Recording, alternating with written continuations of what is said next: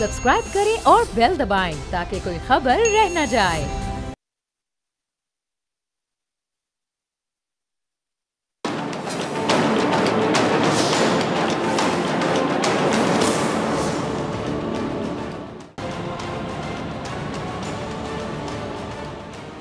अस्सलामुअलैकुम नाजरीन, मैं हूं डॉक्टर फ़िज़ा खान और मैं हूं पाकिस्तान। अरबों रुपए की ओवर बिलिंग, फिर भी लंबी लोड शेडिंग, आवाम को बख्शा ना सरकारी इदारों को, अरबों का टीका। स्मार्ट मीटर्स के नाम पर भी कंपनी अरबों डिकार गई के इलेक्ट्रिक की चोरी, ऊपर से सीना जोरी। क्या आप ऐसी दुकान से ख़रीदारी करना पसंद करेंगे? मेरा आपसे सवाल है कि जहाँ पर सर्विस नाकिस हो, महंगी तरीन हो, और मेरे ख्याल से आपका जवाब ना में ही होगा कि नहीं करेंगे आप ख़रीदारी। लेकिन पाकिस्तान के कमाऊ पूत शहर कराची को ये ख़रीदारी करनी पड़ती है और इसमें कोई शक नहीं है कि कराची पाकिस्तान को सबसे ज़्यादा रेवेन्यू कमा कर देने वाला शहर है। लेकिन जुल्म है, सितम है। देखिए ज़रा कि यही चीज़ कराची का जुर्म बन गई और सज़ा के तौर पर कराची पर के इलेक्ट्रिक को मुसल्लत कर दिया गया।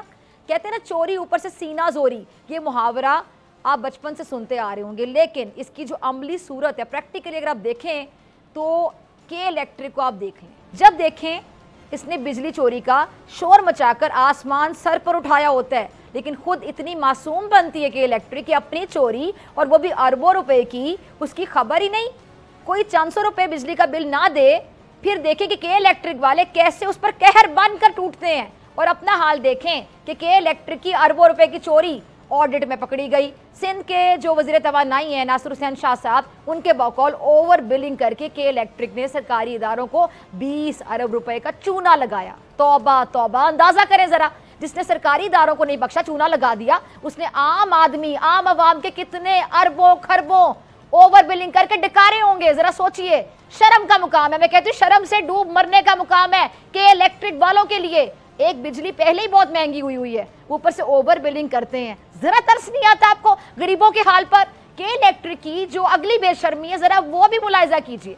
इसने जो स्मार्ट मीटर है ना, वो लगाने के नाम पर अरबों रुपए हड़प कर लिए, मगर स्मार्ट मीटर नहीं लगे, जिससे हुकूमत को जो रियल टाइम डेटा है वो दस्तयाब होगा। अब मैं कहती हूँ कि ये इसीलिए नहीं लगाए इसने स्मार्ट मीटर, ताकि जो ओवर बिलिंग के जरिए जो लूट मार जारी है ना, ये जारी रख सकें।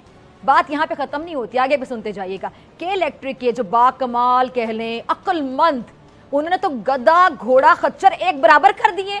यानी जो इलाके बिल नहीं देते हैं वहाँ तो 16-16 घंटे की गैर एलानिया लोड शेडिंग की जा रही है, मगर जिन इलाकों में बिलों की 100% अदायगी है, उन इलाकों में भी लंबी लंबी लोड शेडिंग करके बेचारे लोगों को, सारिफीन को शायद बिल अदा करने की सज़ा दी जा रही है। हुकूमत सिंध ने अब इसका नोटिस ले लिया, लेकिन सवाल तो सिंध हुकूमत से भी एक सवाल बनता है कि इतनी देर से के इलेक्ट्रिक की ये लूट मार आखिर जारी है, तो आपको पहले होश क्यों नहीं आया? नोटिस पहले क्यों नहीं लिया गया? चलें, फिर भी कहते हैं ना कि देर आए दुरुस्त आए।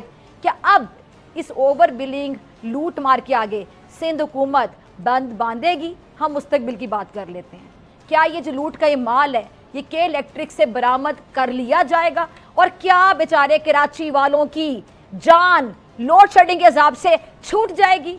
इस पर बात करने के लिए मेरे साथ मौजूद हैं सीनियर सियासत से अमीनुल हक साहब। किसी तारुफ के मोहताज नहीं। अमीन साहब, बहुत शुक्रिया ज्वाइन करने के लिए। अमीन साहब, आप सियासत को भी समझते हैं, कराची को आपसे बेहतर कौन समझता होगा, कि इलेक्ट्रिक के मामलात भी आप समझते हैं। तो कराची तो अमीनुल हक साहब रोशनियों का शहर कहलवाता था और कराची की पहचान यकीनी तौर पर रोशनियों का शहर थी, लेकिन जब से ये के इलेक्ट्रिक के हत्थे चढ़ा है, अंधेरों में डूबता चला जा रहा है। क्या समझ आती है? डॉक्टर साहबा बिल्कुल बजा फरमा रही है। कराची रोशनियों का शहर रहा है, कराची उरुसुल बलाद रहा है। कराची मैं समझता हूँ कि 95% सिंध को कमा कर भी देता है, 70% वफाक को कमा कर भी देता है। लेकिन जो के इलेक्ट्रिक की सूरत हाल है, मैं बिल्कुल दो टोक अंदाज में कहूँगा कि के इलेक्ट्रिक माफिया के तर्ज पे काम कर रही है। के इलेक्ट्रिक ने रियासत के अंदर रियासत बना रखा है। के इलेक्ट्रिक सालाना अरबों रुपए कमाती है, लेकिन जब वो अरबों रुपए कमाती है तो जनरेशन के ऊपर कोई इन्वेस्टमेंट नहीं करती, लाइन लॉसेस को बेहतर करने के लिए कोई इन्वेस्टमेंट नहीं करती, बल्कि ओवर बिलिंग करके कराची के अवाम का इस्तेहसाल कर रही है। हर मौके पे हर जगह पर MKM पाकिस्तान ने उनके खिलाफ आवाज़ उठाई है, मुजाहरा किया है, बातचीत की है। मैं समझता हूँ कि होना क्या चाहिए। हम साफ लफ्ज़ों में देखते चले आ रहे हैं, जब आज से 8 साल पहले देखते, 5 साल पहले देखते, 3 साल पहले देखते, ये क्या रोना रोते थे कि हमें सुई सरदम गैस नहीं देता है। MKM पाकिस्तान ने मैनेज किया, इन्हें मेरा ख्याल 120 MGD गैस भी फ्राहम की जाती है। फिर इन्होंने क्या रोना शुरू किया कि हमें वफाक से बिजली नहीं मिलती है। पहले इन्हें 500 जिसे कहते हैं कि 500 मेगावाट बिजली वफाक से फ्राहम की जाती थी। उसके बाद जब कैनप के सूरत हाल बेहतर हुई तो अब इन्हें 800-850 मेगावाट बिजली वफाक से फराहम की जाती है। बल्कि वफाक ने तो इनको ऑफर किया है कि हम 1000+ मेगावाट बिजली आपको देने के लिए तैयार है। लेकिन आप ये सुनकर हैरान और परेशान होंगी कि जो इनका सिस्टम है वो 1000 मेगावाट बिजली लेने के लिए तैयार ही नहीं है। ये इसका मतलब क्या है कि जब आप अरबों रुपए कमाते हैं तो वो पैसे कहाँ जा रहा है? आपने डेवलपमेंट प्रोजेक्ट पे काम किया, आपने जनरेशन बढ़ाने के लिए कोई कोशिशें की, आपने लाइन लॉसेस रोकने की कोशिश की, ये तमाम जवाब नफ़ी में जाता है। उसके बजाय क्या करते हैं, क्या है कि जैसे ओवर बिलिंग के नाम पर कराची के अवाम को लूट रहे हैं, लो शेडिंग के नाम पर घंटों घंटों बिजली बंद रहती है। मैं आपकी बात काट रही हूँ अमीनुल हक साहब, आप ये देखें कि ना सिर्फ कराची के आम आवाम को लूट रहे हैं बल्कि सरकारी इदारों को लूटा गया है। आप सोचें कि सरकारी इदारों को 10 साल से ओवर बिलिंग ये कर रही है के इलेक्ट्रिक, कोई पूछने वाला नहीं है। मतलब ऐसे इन्होंने पंजे गाड़े हुए हैं, कितने मजबूत है, इनसे कोई पूछने वाला नहीं है। मैं तो हैरान हूँ। MKM चूँकि कराची शहर को रिप्रेजेंट करती है, शहरियों को रिप्रेजेंट करती है, तो MKM ने तीनों तरीके कार अपनाया। नंबर 1, असेंबली में इनके खिलाफ आवाज़ उठाई, मुतल्लका वजारत में जो लोगों से मुलाकात की, और उसके बाद नेपरा जो के इलेक्ट्रिक को रेगुलेट करता उनके साथ मसलसल राब्ते में रहे। और आप ये सुनकर खुशी हो कि पिछले 1 हफ्ते से मसलसल हमारे 3 अराकीन कौमी असेंबली नेपरा के साथ मसलसल राब्ते में है कि जो ओवर बिलिंग हो रही है कराची के अवाम के साथ, जो लो शेडिंग के नाम पर और कभी फॉल्ट के नाम पर घंटों घंटों बिजली गायब कर दी जाती है, इसकी रोकथाम के लिए, इसके सद्दबाब के लिए क्या कोशिशें हो रही हैं। मैं समझता हूँ कि यस ये तमाम चीज़ें जो कराची के जो मुंतखब नुमाइंदे, उन्होंने सूबाई असम्बली के अंदर भी, कौमी असम्बली के अंदर भी और सेनेट के अंदर भी इसकी आवाज़ उठाई है। इसके साथ साथ हमने अब एक कदम आगे बढ़े। वो कदम हमने क्या लिया है कि यस, कराची के अवाम के साथ तमाम अराकीन सूबाई कौमी असम्बली ने अब सड़कों पर मुजाहरा करना शुरू कर दिया। आज शाह फैसल में मुजाहरा है, आज ही जो शाम के टाइम पे नॉर्थ नाज़ाबाद में मुजाहरा है, और आज से गालिबन 1 हफ्ता पहले हमने मेन टीपू सुल्तान रोड के ऊपर भी मुजाहरा किया। हम के इलेक्ट्रिक को किसी सूरत में कराची के अवाम के साथ ज्यादती करने की इजाज़त नहीं देंगे।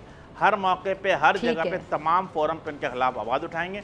और अगर ये जैसे कहते हैं कि बावकार तरीके से, पुरअमन तरीके से, जमहूरी तरीक़ेकार के मुताबिक आइन और कानून के दायरे में रहते हुए MKM अपनी जद्दोजहद कर रही है।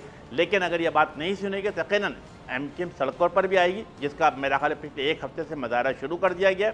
और अगर उसने अपने रवैये, के इलेक्ट्रिक ने रवैया दुरुस्त नहीं किया, के इलेक्ट्रिक ने लो शेडिंग कराची में कम नहीं की, तो यकीनन मेरा ख्याल अवाम सड़कों पर आएंगे। फिर MKM के कंट्रोल में नहीं रहेगा तमाम चीज़ें।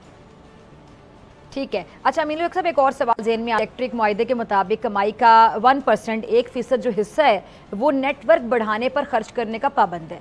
मगर यहाँ आप देख लें कि बारिश हो जाए बिजली बंद हो जाती है, गर्मी ज़्यादा पड़ जाए बिजली बंद हो जाती है। तो पहला सवाल तो ये कि कहाँ जा रहा है ये मुनाफा, क्यों नहीं लगाया जा रहा? जो 1% कमाई का हिस्सा नेटवर्क पे बढ़ाने पर खर्च करने के पाबंद है बाकायदा के इलेक्ट्रिक मुआहदे के तहत।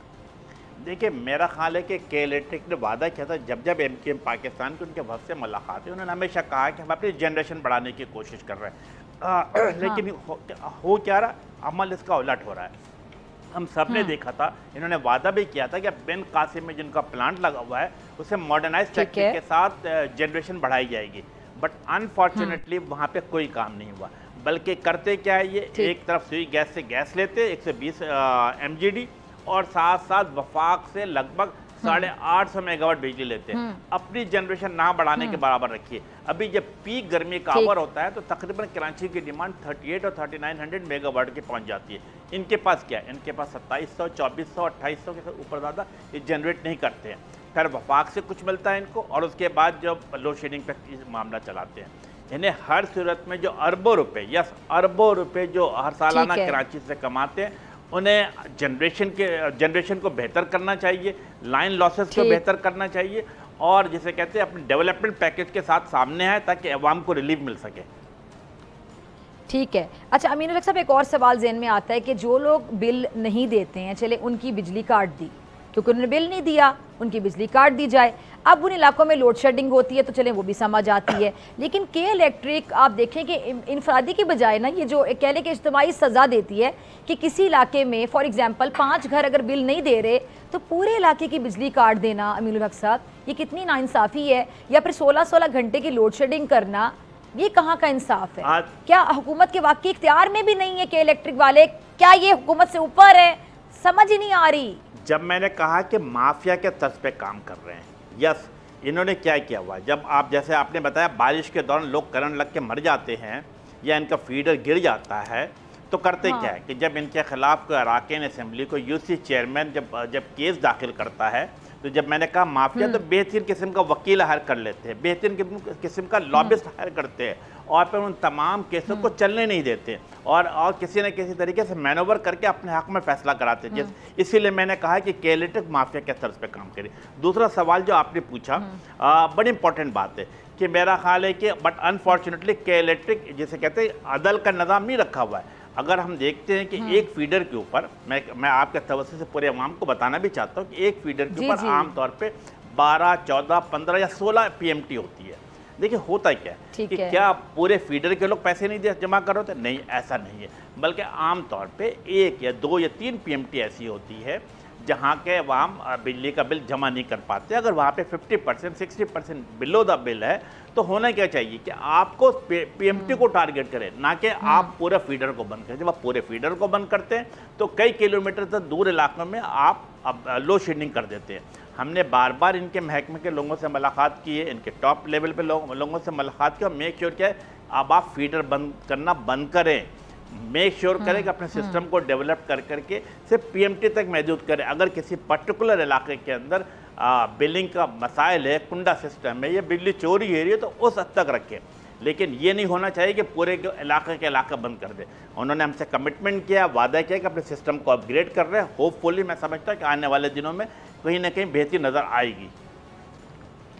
चले सर, ये थोड़ा सा वक्त रह गया, मुझे ब्रेक पे जाना है, तो ज़रा एक आज सवाल मैं आपसे सियासत से रिलेटेड भी ज़रा पूछना चाहूँगी। आप एक सीनियर सियासतदान हैं, तमाम सियासी मामलात पे गहरी नज़र रखते हैं। आगे क्या देख रहे हैं कि जिस बानी चेयरमैन जो हैं पीटी, उनके जो मुकदमात हैं, आगे आपको क्या नज़र आ रहा है? फिर जेल से बैठ कर जिस तरह के बयान दिए जा रहे हैं, इंटरव्यूज़ दिए जा रहे हैं, सोशल मीडिया पे प्रोपेगेंडा जो चल रहा है वो भी आपके सामने है। डील वो करना चाहते हैं, किससे बात करना चाहते हैं? सियासी जमातों के साथ वो बैठना नहीं चाहते हैं, जिनके साथ वो बैठना चाहते हैं वहाँ से उनको जवाब आ गया कि भी सियासी जमातों के साथ बैठें। तो चाह क्या रहेंगे वहाँ से बैठ के? दूसरी चीज़ ये कि पीपल्स पार्टी अब क्या वाकई वजारतें लेने जा रही है? फ़ेज़ 2 की बात की जाती थी कि आएगा फ़ेज़ 2, जब भी वजारतें लेंगे तो क्या वो फ़ेज़ 2 बस आ गया? देखिए, पहले सवाल का जवाब जिसे कहते हैं ना कि अनोखा लाडला खेलन को मांगे चाह, मेरा ख्याल है इसी तर्ज पे मेरा ख्याल है कि बानी PTI नहीं तो क्या ये चांद मिलेगा खेलने के लिए? मेरा ख्याल है इसी तर्ज पे बानी PTI चल रहे हैं डॉक्टर साहबा। होना क्या चाहिए कि सियासी पार्टियां सियासी पार्टियों से मुदाखलत करती है, पॉलिटिकल वर्कर के साथ एग्जैक्टली, हाँ। बट अनफॉर्चुनेटली इनकी ख्वाहिश कुछ और है। जिस तरीके से इन्हें 2013 में, 14 में, 15 में, 16 में, 18 में, 19 में जो खुदाई मखलूक इनको सपोर्ट कर रही थी और RTS सिस्टम को बैठा के मेरे पोलिंग एजेंट को बाहर निकाल कर कराची के जो जिसे कहते हैं कि 14 सीटों पे काबिज हो गए थे, तो मैं समझता हूँ कि अब अवाम को भी समझना चाहिए और अवाम ये समझना शुरू हो चुकी है। होना क्या चाहिए कि सियासी जमातें आपस में मिल के बैठे, मज़ाकरात करें, बातचीत करें और 3 चीज़ों के लिए करें। नंबर 1, मुल्क में माशी सूरत हाल को बेहतर से बेहतर किया जा सके। पॉलिटिकल जो जिसे कहते हैं कि जो अदम इस्तेहकाम है उसको मिनिमाइज किया जा सके और पार्लियामेंट की सुप्रीमेसी के लिए बात की जाए, जमहूरी रवायत को कायम और दायम रखने के लिए बात की जाए। इसके लिए ज़रूरी है कि तमाम सियासी पार्टियां मिलकर बैठे और मेरा ख्याल है चीज़ों को आगे लेकर चले, लेकिन मेरा ख्याल है कामयाबी होगी। और जहाँ तक आपने कहा कि तीसरा सवाल भी साथ साथ आपने पूछा कि कुछ लोग अब दोबारा हुकूमत में शामिल होंगे, तो मैं समझता हूँ कि पीपल्स पार्टी ये एक कोलिजन हुकूमत है और अगर ये तमाम सियासी पार्टी के अपने मनपसंद पर डिपेंड करता है। अगर वह हुकूमत में शामिल होना चाहते तो बिल्कुल शामिल हो। और ऐसे भी मैं समझता हूँ कि वज़ीर-ए-आज़म शहबाज शरीफ ब्रॉड माइंड आदमी है, खुले दिल खुले जहन के साथ सबको एकोमोडेट करके चल रहे हैं। सर, वज़ीर-ए-आज़म साहब की आपने बात की तो आप लोगों की भी तो मुलाकात हुई उनकी, उसका भी जरा अहवाल बता दें। जी, आज MKM पाकिस्तान के काला सतह वफ़द खालिद मकबूल भाई के सरबराही में प्राइम मिनिस्टर साहब से मुलाकात की है। प्राइम मिनिस्टर साहब के साथ deputy prime minister, law minister साहब और राना सनौल्ला साहब भी मौजूद थे, हाज चीमा साहब भी मौजूद थे। एमकेएम ने क्या मुतालबा किया? एमकेएम ने मुतालबा किया अर्बन डेवलपमेंट पैकेज की बात की, कराची की तरक्की, हैदराबाद की तरक्की की बात की है। एमकेएम पाकिस्तान ने कहा कि कराची के वहाँ पानी के बूंद बूंद को तरस रहे हैं, तो K4 का मनसूबा जल्द से जल्द मुकम्मल किया जाए। और ये जो महंगाई का तूफान है, इसी तरह बिजली का जो जिसे कहते हैं लो शेडिंग हो रही है, और इसके हवाले से बात की कि इसको मिनिमाइज़ किया जाए। हमने ये भी कहा है कि मेक श्योर क्या है कि आने वाले बजट में आम आदमी के तकालीफ को मिनिमाइज़ किया जाए और हो सके तो तनख्वाह में भी इजाफा किया जाए। चंद चीज़ें हमने उनके सामने। तो सर आपको इत्मीनान बख्श जवाब मिला आपके मुतालिबात का? तमाम चीज़ें बड़े गौर से सुनी है। कुछ चीज़ों पर उन्होंने फौरी तौर पर जो उनके साथ मिनिस्टर बैठे हुए थे उनको ताकीद की है कि हर सतह मेक श्योर किया है कि डेवलपमेंट पैकेज की बात की है, आम आदमी के जो जिसे कहते हैं कि आने वाले बजट में बेनिफिट मिलना चाहिए, उसके ऊपर भी एग्री किया, बल्कि उनकी ख्वाहिश भी है। इसी तरीके से जो आम इमाम की तनख्वाह बढ़ाने की बात है, मेरा ख्याल इसके ऊपर भी किसी हद तक उन्होंने एग्री किया। होपफुली मैं समझता हूँ कि आने वाला बजट कदरे बेहतर होगा। ठीक है जी, अमीर साहब बहुत शुक्रिया आपके वक्त। आपसे मुलाकात होगी इस ब्रेक के बाद।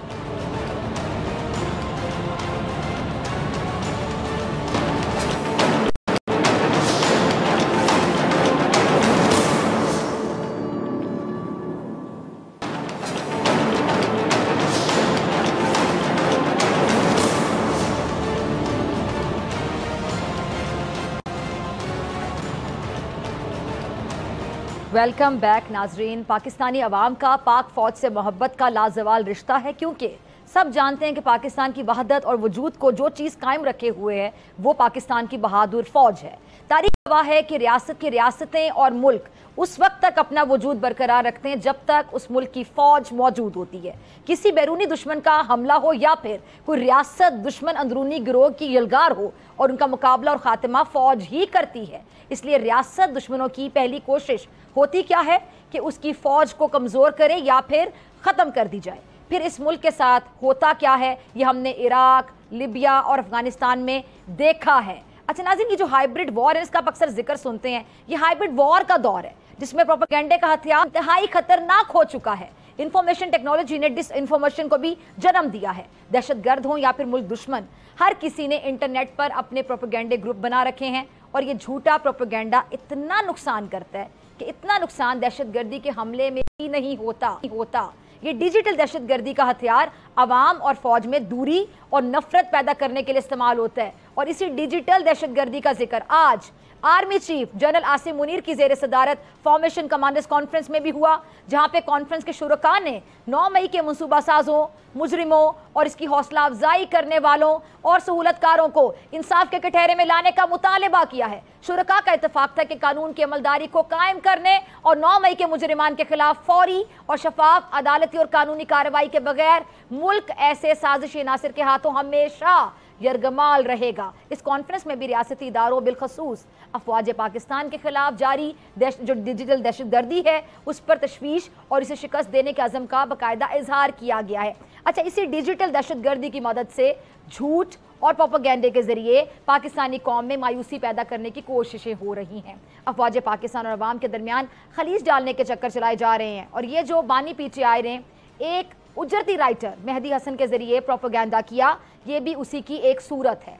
क्योंकि पैदर पे सियासी नाकामियों और अवाम की जानिब से खातिर ख्वाह रद्द-ए-अमल ना मिलने पर ये लोग अब ऐसे हथकंडों पर उतर आए हैं। उजरती राइटर्स के जरिए प्रोपेगेंडा मुहिम को जहन साजी करने के लिए इस्तेमाल करने की बाकायदा कोशिश की जा रही है। चंद झूठ मैं आपके सामने जरा रख देती हूँ, सुनते जाइएगा। जैसे बानी चेयरमैन डेथ सेल में जिंदगी गुजार रहा है, बहुत सख्ती है जी, इतनी ही सख्ती तो फिर इंटरनेशनल अखबारात में आर्टिकल और इंटरव्यूज आखिर कैसे हो रहे हैं, कैसे छप रहे हैं? क्यों आवाम को आप लोग बेवकूफ़ बना रहे हैं? हकीकत ये कि सिर्फ खाने का जो माहाना खर्चा है वो बताया जा रहा है कि 12 लाख रुपए है। 6 कमरे मुख्तस हैं, 14 एहलकार सिक्योरिटी पे मुकर्रर हैं, महंगी जो एक्सरसाइज मशीनें वो वहाँ पर हैं, टीवी जैसी सहूलियात भी उन्हें दस्तयाब हैं। फिर ये रोना धोना क्यों है, कैसा, क्यों? अच्छा, क्यों मजलूमियत कार्ड खेला जा रहा है? क्या किसी डील या ढील की तलाश है? अगर है तो फिर इसके लिए मुल्क की सलामती के इदारों के खिलाफ ये प्रोपेगेंडा, ये मुल्क दुश्मनी नहीं है तो फिर और क्या है? फॉर्मेशन कमांडर्स कॉन्फ्रेंस और इससे जुड़े मामलात पे बात करने के लिए मेरे साथ मौजूद मेहमान मौजूद हैं। इन्हें दिफाई तजियाकार ब्रिगेडियर गजनफर साहब, ब्रिगेडियर फारूक हमीद साहब, आप दोनों के वक्त का बहुत शुक्रिया। ब्रिगेडियर गजनफर साहब, मैं आपसे शुरू करना चाहूँगी। सर, ये जो कॉन्फ्रेंस हुई है उसमें बाकायदा 9 मई के मुजरिमान को कटहरे में लाने का फिर से मुतालबा किया गया है और इसके बगैर जो मुल्की सलामती उसका तहफ़्फ़ुज़ मुमकिन नहीं है। क्या देखते हैं, कैसे समझते हैं आगे जाके क्या होने जा रहा है? बिस्मिल्लाहिर्रहमानिर्रहीम। पाकिस्तान के कानून के मुताबिक और पाकिस्तान के कॉन्स्टिट्यूशन के मुताबिक, जिसका हर जगह से हर मौके के ऊपर हम रेफरेंस सुनते हैं, उसके मुताबिक तो 9 मई के जितने भी 9 मई में जो लोग इन्वॉल्व हैं और जिनको बड़े कॉम्प्रिहेंसिव तरीके से हम कहते हैं कि जियो ट्रैकिंग के बाद जो है उनको लोकेट किया गया और उनको पकड़ा गया और वो अब मुख्तलिफ जेलों में मौजूद है। और हम रोज़ाना ख़बर सुनते हैं कि उनके ख़िलाफ़ मुकदमात जो हैं वो मुख्तलिफ अदालतों में चल रहे हैं।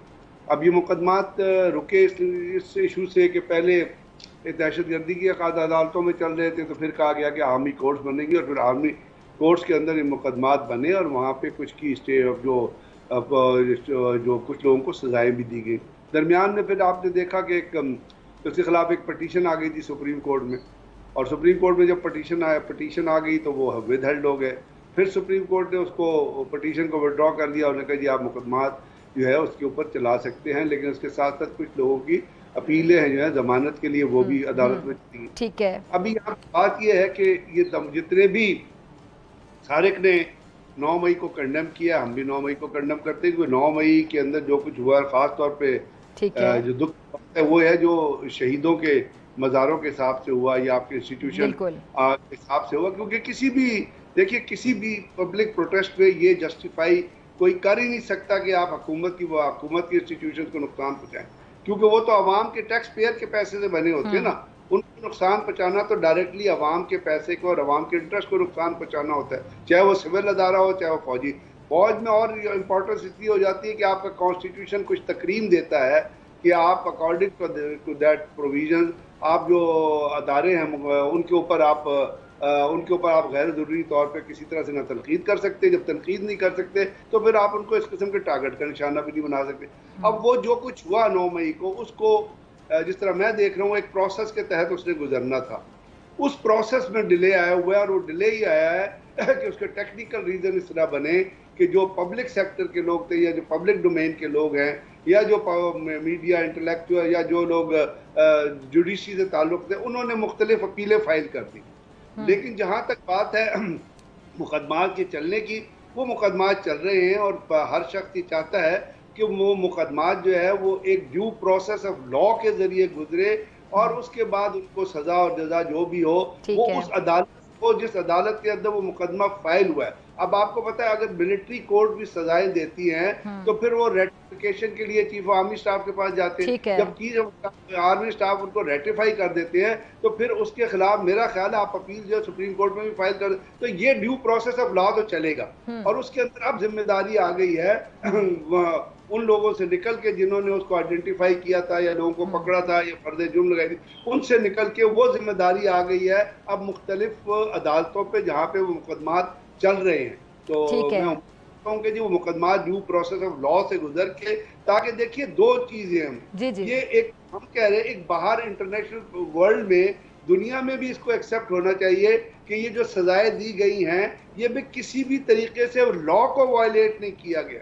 उसकी प्रोविजंस को सामने रख के लोगों को जो सजाएं दी गई हैं तो उससे पाकिस्तान की क्रेडिबिलिटी, अफवाज की क्रेडिबिलिटी और हमारी अदलिया की क्रेडिबिलिटी में और इजाफा होगा। तो ये हिचेज है जिसकी वजह से मेरा ख्याल उन लोगों के खिलाफ जो मुकदमात हैं वो रुके हुए हैं। लेकिन और दूसरी साइड पे ये मुकदमात अपने अंजाम से अपना प्रोसेस से गुजर भी रहे हैं। तो हमें उसी चीज़ का इंतजार करना है कि जब ये सजाएं तो उसके बाद क्या प्रोसीजर वो जिन लोगों वो क्या फॉलो। ठीक है, ब्रिगेडियर फारूक साहब, आपने ब्रिगेडियर गजनफर साहब को भी सुना। तो ब्रिगेडियर फारूक साहब, फौज ये समझती है कि अगर ऐसा ना हुआ तो फिर मुल्क ऐसे जो इंतशारी टोले हैं उनके हाथों खुदा ना ख्वास्ता यरगमाल बना रहेगा। ये बड़ी संजीदा और बड़ी एक सीरियस सी हम स्टेज पे आके खड़े हो गए हैं, बड़ा संजीदा मामला है, कैसे देखते हैं आप? बिस्मिल्लाहिर्रहमानिर्रहीम, बहुत शुक्रिया। देखें, एक चीज ध्यान में रखें कि जब लंदन में इस किस्म के रॉयट्स हुए थे आज से चंद साल पहले, तो विद इन 1 वीक और 10 डेज वहाँ पे वो कोर्ट्स जो है वो लगाए गए थे। जजेस अपना उन्होंने मुलजमान जो थे उनको सुबह शाम उन्होंने उनका ट्राई किया और मैं खैर 10 से 12वें दिन तमाम पनिशमेंट उनको हैंड ओवर कर दी। बात खत्म हो गई, लोग अब उसको याद भी नहीं करते हैं। मेरा पॉइंट यह है कि जब तक ये एंटी टेररिज्म कोर्ट जो हमारे, जिनको हम ATC कहते हैं, इनका बनाने का मकसद क्या था? Speedy trial. स्पीडी ट्रायल का मतलब ये नहीं कि 1.5-2 साल कोर्ट केसेस लटके। स्पीडी ट्रायल का मतलब है कि जनाब चले डेली बेसिस पे अगर आप नहीं कर सकते हैं, बीच में मसले आ जाते हैं, वकील बीमार हो जाते हैं और लोग बीमार हो जाते हैं, कोई ऐसी डेवलपमेंट हो जाती है, कोई एविडेंस का मसला होता है, तो कम से कम हफ्तों में ये केसेस जो हैं इनके ट्रायल खत्म होने चाहिए और फैसला आना चाहिए, कन्विक्शन हो गई या बंदे को छोड़ दिया। यहाँ पे तो आप देखें 1 साल से ज्यादा हो गया और ये बात सही है। जब तक, इसका मतलब ये कि एंटी टेररिज्म कोर्ट में ये 9 मई के जो केसेस कर रहे हैं वो अपना ये जो हमारा जुडिशियल प्रोसेस है ये ट्रायल कोर्ट पे ये ठीक नहीं चल रहा। या तो प्रोसिक्यूटर जो है वो कमजोर है, वो सही दिल से काम नहीं कर रहे हैं। और आज मैंने खबर पढ़ी है कि पेशावर में 40+ लोग जो हैं 9 मई के केस में सबको छोड़ दिया गया। ठीक है ना, इस तरह की कभी कभी खबरें हमें पंजाब से भी आती हैं। So the point is this कि अगर मैं मानता हूँ ड्यू प्रोसेस ऑफ लॉ सब चीजें होनी चाहिए, लेकिन फिर स्पीडी ट्रायल का क्या फायदा हुआ? ये तो मामला लटकता रहेगा जब तक 9 मई के मुजरिमान उनका एक फैसला नहीं होता।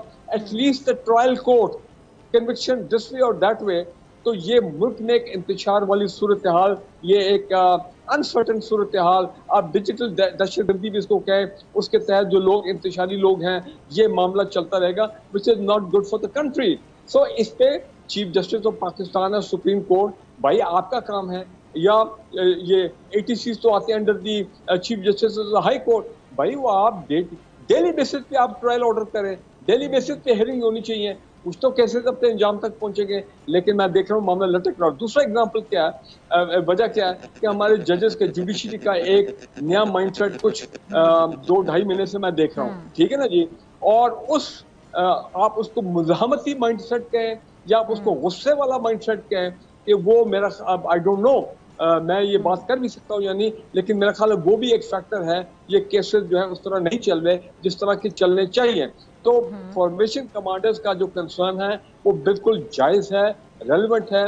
हम को चाहिए कि मिलिट्री कोर्ट्स के जो केसेस हो गए 20 को तो रिलीज कर दिया गया था, good for lack of evidence, बाकी 80 है, उनको जनाब जो अगर फाइनलाइज हो गए पब्लिक करें और बताएं कि ये जो उनकी कन्विक्शन हुई है, ताकि आगे जो किसी ने हाई कोर्ट में अपील करनी है, due process of law, jail में है, ठीक है, वो करता रहेगा। लेकिन वो चैप्टर तो क्लोज होना चाहिए ना from that point of view कि बेसिक कोर्ट ने तो फैसला कर दिया।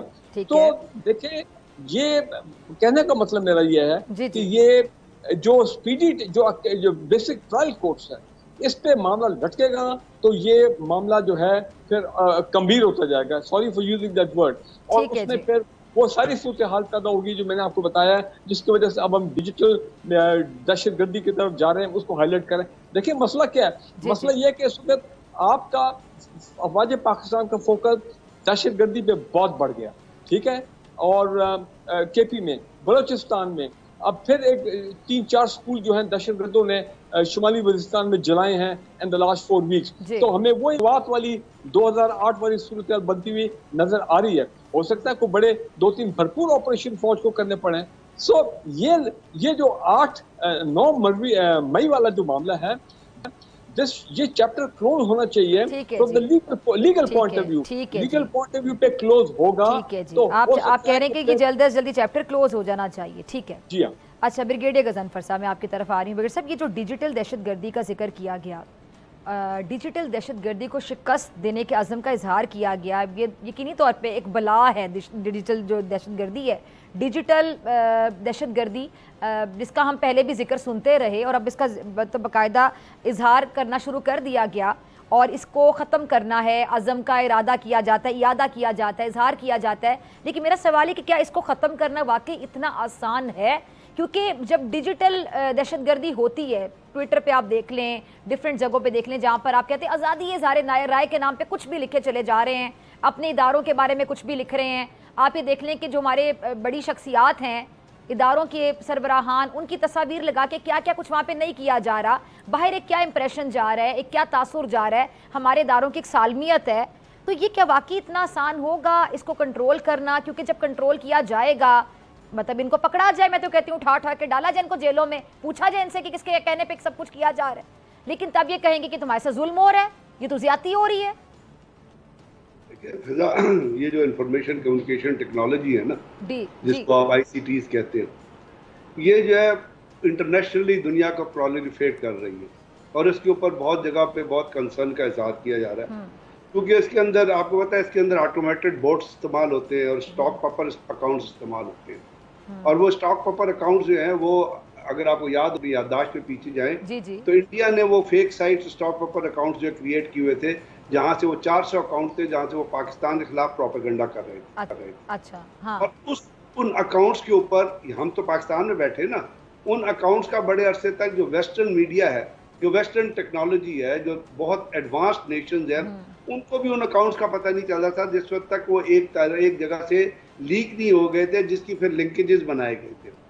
अब ये चीजें तो चूंकि ये डिसइंफॉर्मेशन लैब, जहाँ वो डिसइंफो लैब जो थी, अब ये तो एक बहुत बड़ा सब्जेक्ट है, इसमें करना क्या चाहिए। बल्कि अगर आपको याद हो ब्रिगेडियर साहब, हमने प्रोग्राम्स भी किए थे इस पे, आप मेरे साथ मेहमान भी थे और हमने बड़ी डिस्कशन की थी इस पे। जी हाँ, बिल्कुल।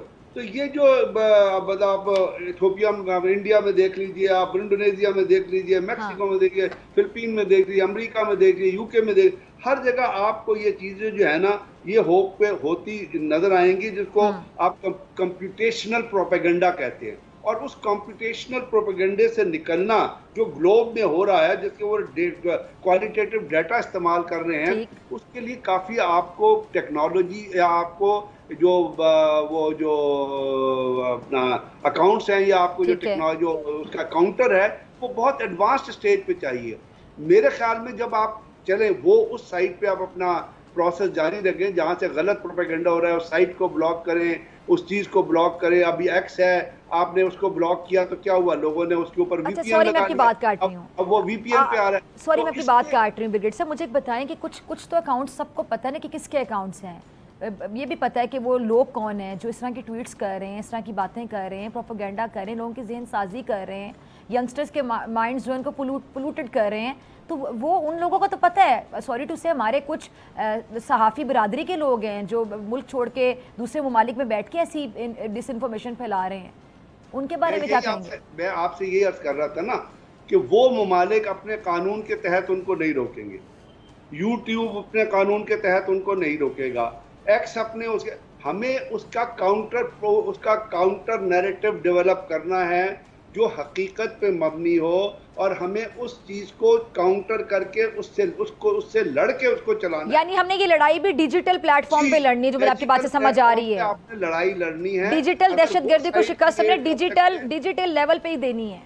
जी, अगर वो साइट्स क्रिएट कर सकते हैं तो हम भी कर सकते हैं, और हमें एक अपना नैरेटिव जो हकीकत पे मबनी हो और जो उन चीज को डिनाई करे। अगर एक ने किसी ने कोई प्रोपेगेंडा किया है तो उसको उस फैक्ट्स और फिगर्स के साथ, जो उसके काउंटर फैक्ट्स और फिगर्स हैं, वो हमने लेके आगे चलना है। क्योंकि मेरे ख्याल में किसी चीज को बंद करने से, आप उसको अपने कानों तक पहुंचने से नहीं रोक सकते, वो डिफरेंट तरीके से लोगों तक पहुंच जाए। You are living in a digital world, and digital world is a village, it's ये पूरा दुनिया नहीं है, ये गांव बन के रह गई है जहाँ पे हर दूसरे आदमी तक पहुंच जाती है। तो मेरा ये ख्याल है कि हमें उसका मुकाबला, जैसे आप एक प्रोग्राम कर रही हैं, अब ये प्रोग्राम जो जा रहा है लोगों तक जा रहा है, इसमें आप कोई हकीकत बता रही हैं, तो ये तरीक़ाकार है जिसके जरिए हम उन लोगों को जो एंटी पाकिस्तान नैरेटिव लेके चल रहे हैं या आपके अदारों के खिलाफ कोई वो प्रोपेगेंडा, उनके हम चीज़ को काउंटर कर सकते हैं। चलिए, मैं आपकी बात से एग्री करती हूँ, लेकिन ब्रिगेडियर साहब, मेरी सोच इससे थोड़ी सी ज़्यादा आगे बढ़ के इस तरह है कि आप कह रहे हैं कि एक तो हम डिजिटल लेवल पर उनको शिकस्त दें,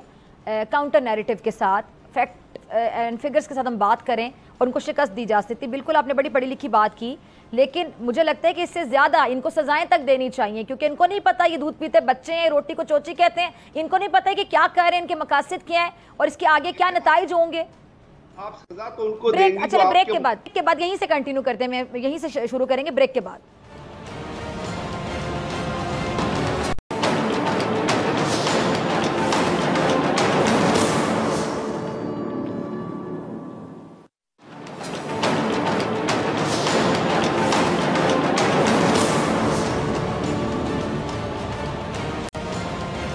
वेलकम बैक नाज़रीन। ब्रिगेडियर गजनफर साहब, ब्रिगेडियर फारूक हमीद साहब मेरे साथ मौजूद हैं। दोनों मेहमानों का फिर से बहुत शुक्रिया ज्वाइन करने के लिए। अच्छा ब्रिगेडियर गजनफर साहब, आपको बात कर रहे थे, मुझे ब्रेक पे जाना था, मैं नाज़रीन के ज़रा दोहरा देती हूँ जिन्होंने अभी बोल न्यूज़ लगाया है कि आप बात कर रहे थे कि डिजिटल जो दहशतगर्दी हो रही है उसको रोकने के लिए काउंटर नैरेटिव हो, फैक्ट एंड फिगर के साथ उनको जवाब दिया जाए और काउंटर नैरेटिव के साथ डिजिटल लेवल पर ही उनको शिकस्त दी जाए। मैं आपकी बात से अग्री हूँ, लेकिन मैंने अपना पॉइंट ऑफ व्यू रखा कि ऐसे लोगों को जिनका हमें पता है कि वो मुल्क के खिलाफ प्रोपेगेंडा कर रहे हैं, सोची समझी साजिश के तहत कर रहे हैं, उनके मकासद क्या हो सकते हैं, सही मकासद तो नहीं हो सकते, और उसके फिर आगे नताइज क्या हैं, और पाकिस्तान का इमेज, पाकिस्तान की साख को मुतासिर कर रहे हैं ऐसे लोग, तो ऐसे लोगों को पकड़कर सजाएं भी देनी चाहिए। जी ब्रिगेडियर साहब, आपका पॉइंट ऑफ व्यू, और ये सवाल है कि मैं फिर आपकी तरफ आऊँगी ब्रिगेडियर फारूक हमीद साहब। जी मैं आपकी बात से एग्री करता हूँ, लेकिन यहाँ पे जो हिच है वो ये है कि वो लोग जो आपके मुल्क के अंदर मौजूद हैं उनको तो आप अपने कानून के तहत ट्राई कर लेंगे, ठीक है, जो बाहर है उनको, हाँ उनको कैसे? पाकिस्तान के अंदर बहुत सारा नैरेटिव जो है पाकिस्तान के बाहर से भी आ रहा है। हाँ। आप अपने मुल्क में ही देख लीजिए, बड़े अरसे तक प्रिंट मीडिया में लोग कोशिश करते रहे कि आप लाइबल लॉज बनाए, वो लाइबल लॉज पूरी दुनिया में एग्जिस्ट कर रहे थे, पाकिस्तान में वो लाइबल लॉज नहीं बन सके और लोगों के खिलाफ कोई भी आर्टिकल था, किसी शख्स के भी खिलाफ कोई चीज होता था वो प्रिंट मीडिया में छप जाता था। तो बात है अब तो आप उस चीज से आगे निकल के चले, जो मुल्क में बैठ के ऐसी हरकतें कर रहे हैं उनको तो पकड़ा जाए ना, उनसे तो पूछा जाए ना। आपके साइबर लॉज हैं उसके अंदर चीज आई है तो उसके अंदर, लेकिन एक चीज याद रखिएगा कि पॉलिसीज पे तनकीद करना लोगों का हक है, लेकिन पॉलिसीज के जरिए लोगों को बदनाम करना किसी का हक नहीं। सर मैं आपकी बात काट रही हूँ ब्रिगेडियर साहब, आप बिल्कुल सही कह रहे हैं, पॉलिसीज के तहत आप तनकीद की बात कर रहे हैं। मुझे बता दें कि मुझे आपसे इख्तलाफ हो जाए, ब्रिगेडियर फारूक साहब से इख्तलाफ हो जाए, मैं आप लोगों की तस्वीर को ना जाने क्या क्या रंग दे के शेयर करूँ, तमस्खुर वाले जुमले लिखूँ और मैं कह के लगाऊँ, नीचे लोग वाह वाह करें, तो ये किस हद तक आप समझ लें कि गिरी हुई हरकत होगी मेरी तरफ से अगर मैं ऐसा करने पर उतर आऊँ आपके साथ? मैंने आपसे अर्ज किया ना कि अब यहाँ पर ये हो रहा है सर, पॉलिसी पे तनकीद तो कोई कर ही नहीं रहा, अब तो ये बिलो दी बेल्ट जाके जातियात पे हमले और फजूल किस्म की हरकत हो रही हैं। वही तो कानून के तहत आपने कंट्रोल करना है कि आपने जो चीजों के, मैंने आपसे कहा तमस्खुर उड़ाना तो किसी भी तरीके से कहीं भी जायज नहीं है। एग्जैक्टली। अगर कोई कानून ना भी बना हुआ हो तो किसी का तमस्खुर उड़ाना, किसी की करेक्टर के ऊपर बात करना, किसी के खिलाफ गलत बात करना, बेबुनियाद चीजों को लेके आगे लगाना, बिल्कुल हाँ, ये तो किसी भी कानून में इजाजत गलत है, बिल्कुल हाँ, तो लॉ की जरूरत ही नहीं है कि वैसे ही आप लोगों के खिलाफ, और बतौर इंसान भी मेरे ख्याल से ये जेब नहीं देता कि आप इस तरह की हरकत करें। चलिए सर मैं आपकी इजाजत से ब्रिगेडियर फारूक साहब का भी पॉइंट ऑफ व्यू जानूं। ब्रिगेडियर फारूक साहब, मेरे से सवाल पूछने की मुझे जरूरत नहीं है, इस पर आपका क्या जहन कहता है कि ये क्यों हो रहा है सब कुछ, कैसे रोका जाए? देखिए जी, बात बड़ी क्लियर है कि आप अपने इज़हार राय कर सकते हैं सोशल मीडिया के ऊपर, फेसबुक हो, एक्स हो वगैरह, टिकटॉक, लेकिन रियासत के खिलाफ, रियासत के इदारों के खिलाफ वो उनकी तज़हीक और जो है वो उनके खिलाफ जो कैंपेन है वो उसकी इजाज़त नहीं है। आज ही मैं पढ़ रहा था कि FIA ने कल 2 ऐसी शख्सियात को जो कि फेसबुक के ऊपर उनकी बहुत ही कंडेमेबल किस्म के जो उनके पोस्ट थे, जो भी उन्होंने तस्वीरें, जिस तरह आप कह रहे हैं, जो उन्होंने तस्वीरें लगाई वगैरह, उन 2 शख्स को पकड़ा, दोनों किधर के निकले, गुजर खान रावलपिंडी की। सो कहने का मतलब मेरा ये कि एक एस्पेक्ट है पनिशमेंट वाला कि आप उनको एज पर द लॉ करें, लेकिन मैं अफसोस से ये भी कहना चाह रहा हूँ कि इतने लोगों को पकड़ा गया पिछले 1.5-2 सालों में, आज तक कोई खबर मुझे नहीं मिली है कि जनाब ये लोग पकड़े, इन्होंने ये रियासत इदारों के खिलाफ ये कार्रवाई की है और एक को इतने साल जेल में ली। हाँ। तो हमारा प्रॉब्लम विद द लॉ है, बात समझने की कोशिश करें। एक तो एग्जाम्पल, दूसरा स्ट्रैटेजी जो है वो होलसम होनी चाहिए, सिर्फ पकड़ धक्कर से काम नहीं चलेगा। आपके पास जो इस वक्त पाकिस्तान में सियासी इन्वायरमेंट है, जो पॉलिटिकल पोलराइजेशन है, जो इकोनॉमी के हालात हैं, जिसमें लोगों में इकोनॉमिक पॉइंट ऑफ व्यू से, इकोनॉमी के पॉइंट ऑफ व्यू से, रोजमर्रा की जिंदगी के पॉइंट ऑफ व्यू से जो बेचैनी और ये चीजें पाई जाती हैं। सर आप जो बात कर रहे हैं ना ब्रिगेडियर फारूक साहब, ये आपने देखे ना पंजाब काबीना ने ये जो अभी बिल मंजूर किया है 30 लाख रुपया जुर्माने वाला, कि 30 लाख रुपया जुर्माना भी होगा अगर मैं आपके बारे में कोई बात करती हूँ या आप ब्रिगेडियर गजनफर के बारे में कोई बात करते हैं और वो झूठा इल्जाम है, तो आपको फिर 30 लाख देने होंगे इनको। नहीं, आपकी बात ठीक है, चले वो ये विफाकी सतह पे भी होना चाहिए, हर तरफ होना चाहिए। जी जी, सिर्फ पंजाब भी नहीं, पंजाब भी क्यों? पहली बात तो मुझे हैरानी हुई कि ये व्हाई ओनली इन पंजाब। हाँ, चलिए शुरुआत कह लें सर, बिल्कुल हम कह सकते हैं, चले पहल कर ली पंजाब ने, आगे तक ये पूरे पाकिस्तान में होना चाहिए। ऐसे कानून फेडरल लेवल पे होने चाहिए। चले वो आई एग्री विद यू, जब तक पाकिस्तान के अवाम हमने we have to cool them down, और जो उनके ज़हन में और एक जो खास नैरेटिव बैठते हैं और नैरेटिव को भी रिवर्स करना पड़ेगा। उसके लिए आपको रियासत के लेवल के ऊपर वो नैरेटिव जनरेट करने हैं, वो साइकोलॉजिकल ऑपरेशन करने हैं ताकि लोग थोड़ा सा पुरसुकून हो और फिर हालात में चेंज आए। जब तक हालात में चेंज नहीं आएगा और लोग इसी तरह परेशान रहेंगे। लास्ट मिनट में मैं आपसे कमेंट चाहूंगी, मैं आपसे इस पे भी कमेंट चाहूंगी कि जेल में बैठे वो जो शख्स हैं बानी पीटीआई जो हैं, बानी चेयरमैन पीटीआई, उनके जो इंटरनेशनल अखबारात में कॉलम्स छप जाते हैं सर, ये सूरतकारी कौन कर रहा है आपके मुताबिक?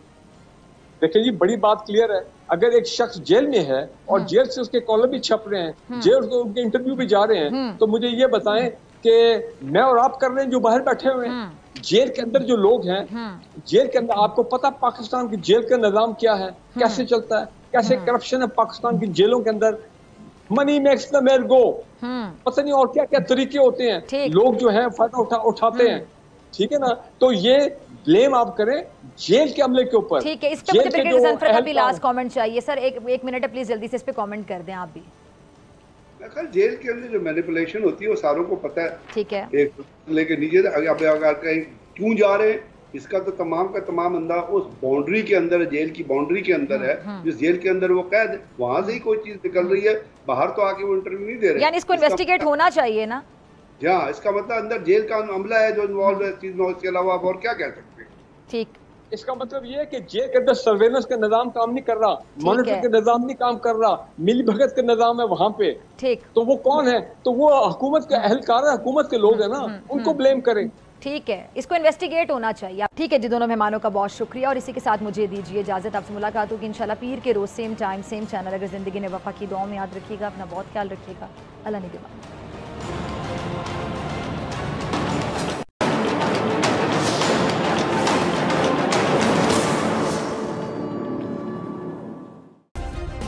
सब्सक्राइब करें और बेल दबाएं ताकि कोई खबर रह न जाए।